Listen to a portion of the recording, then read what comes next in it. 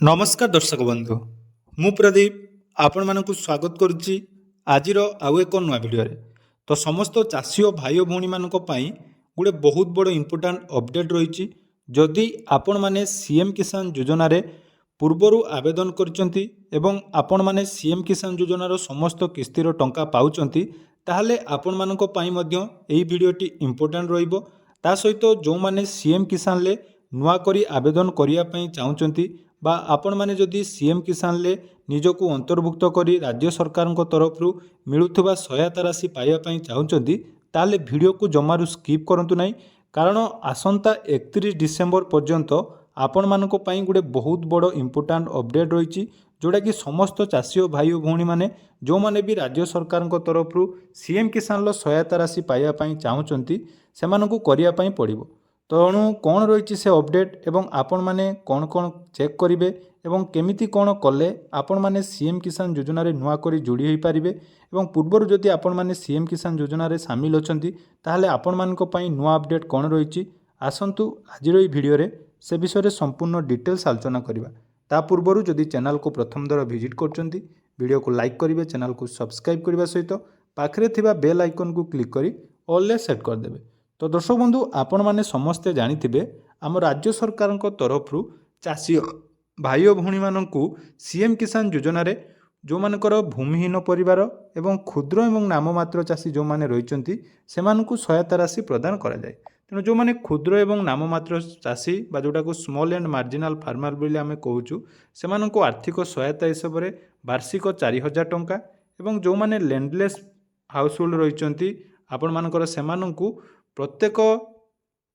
Successful पंजीकरण पर अर्थात जदि आपण माने सठिक भाव में रेजिस्ट्रेशन करुचंती ताले आपण मानकु एथिरे 12,500 टंका मोट जाकि सहायता राशि मिलता है। किंतु यारी भितर आपण मानक पई गोटे बहुत बड़ इम्पोर्टाट अपडेट रही जे जो माने सीएम किसान ले नुआ करी आवेदन करिया पई चाहुचंती सेमानक आवेदनर शेष तारीख रही देखंतु आपण मानकर 31 डिसेम्बर अर्थात 31 डिसेम्बर पूर्वर समस्त चाषी और भाई भौणी मैंने जो मैंने सीएम किसान ले आवेदन करने चाहते आवेदन करई नवा निहाती आवश्यक नहले जदि पोर्टाल आपण मानकर बंद हो गला ताले जानिथिबे सुभद्रा योजना भली जो पोर्टालटी आपण मानकर बंद होइतिला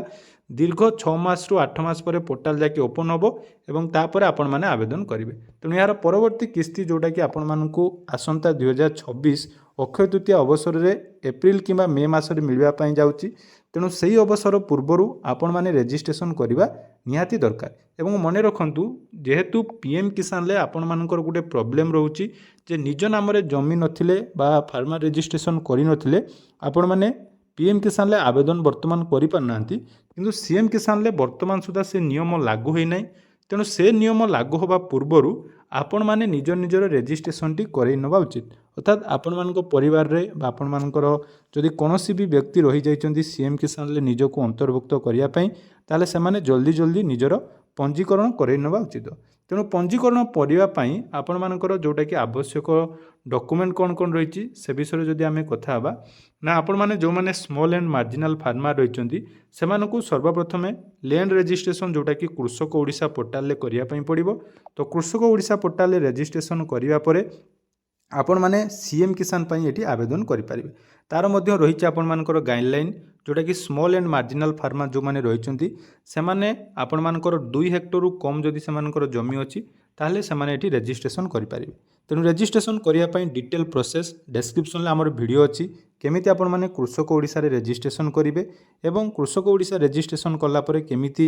सीएम किसान ले आवेदन करिवे ता पई आपण मानकर डॉक्यूमेंट कोन कोन दरकार से विषय रे आपण माने डिस्क्रिप्शन ले थिबा वीडियो रु देखि परिबे। एटा गला जो मानकर रजिस्ट्रेशन आपण माने नुआ करी करिवे या सहित मु आपण मानकु वीडियो आरंभ करिवा पूर्वर मध्य कहिछि जे सीएम किसान आपण माने आवेदन कर देले आपण मानकु दुईटा बेनिफिट मिलुची गोटे सीएम किसान ले जो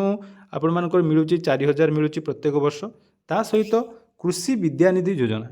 विद्यानिधि योजना रे आपण मानक पिलांकर पाठ पढ़ा पई सरकार वार्षिक जाकी 60 रु 68,000 टंका पर्यंत प्रत्येक पिला मानकु प्रदान करचंदी। ए विषय रे मध्ये आपण मानक नजर रहिबा निहाती दरकार जो माने भी सीएम किसान योजना रे पाउचंती बा जो मानकर ऑलरेडी सीएम किसान योजना रे नाम अछि सेटा आपण मानक क्षुद्र नाम मात्र चाषी हुंतु बा आपण मानकर लैंडलेस बा भूमिहीन चाषी होतंतु जदि आपण मानकर सीएम किसान ले नाम अछि ताहले आपण मानको पिलांको पाठपढ़ा पई कृषि विद्यानिधि योजना माध्यम रे आपण माने जाकी यही सहायता पाइपर एवं तार मध्य आवेदन शेष तारीख रही 20 डिसेम्बर। तेणु 20 डिसेम्बर पूर्वर जो पिला माने आवेदन करना से जहाँकि निजर कृषि Vidyanidhi scholarship state Odisha portal रे जहाँकि स्कॉलरशिप पोर्टाल आपण माने रजिस्ट्रेशन करें। यहाँ गला जो मानकर नुआ आवेदन एवं बेनिफिट एवं आसतु जो मानकर पूर्वर सीएम किसान योजनार टंका मिलूँ से गोटे इम्पोर्टाट बहुत इम्पोर्टाट अपडेट अच्छी। कारण देखूँ मुझे बहुत लाइव प्रूफ देखेबी जे गत इनस्टॉलमेंट जोटा कि आपण मानक 28 अगस्ट रे आसतिला तो सही 28 अगस्ट पर जदि आपण मानकर टंका आसीची ताहले मध्य आपण मानक अकाउंट रे 31 डिसेम्बर सुधा जदि यही काम करूना ताले आपण मानक मध्य पुणी थरे सीएम किसान लो बाद पड़े। तो आपण मानक निहाती कथारे टिके आश्चर्य लागुथबो। तेणु आसंतु केमिति आपण माने चेक करिवे जे आपण मानक जो सीएम किसान ले किछि प्रॉब्लम अछि कि नाही। तापाई सर्वप्रथम सीएम किसान ऑफिशियल पोर्टाल को विजिट करेंगे। विजिट कलापर देखो स्थिति जांच करने ऑप्शन ले क्लिक करदे। तो जिते स्थिति जांच करने ऑप्शन ले क्लिक करुँच आपर ऑप्शन एमती आसूब यहाँ आपने पूर्वर जाथे जो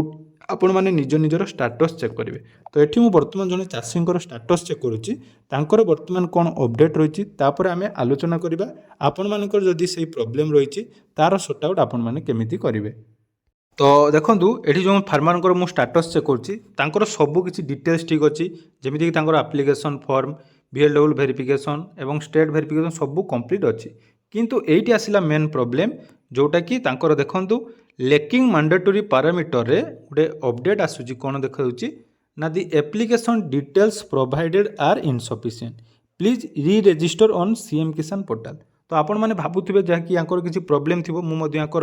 जो पेमेंट डिटेल्स देखी दूची लास्ट टाइम पेमेंट जोटा कि आपण मानकर आसीथिला सेही पेमेंट मध्य से देखंतु 28 अगस्त 2025 रे निज अकाउंट रे पाउछंती पाइला परे मध्य एमिति कोन पई देखौछ। देखंतु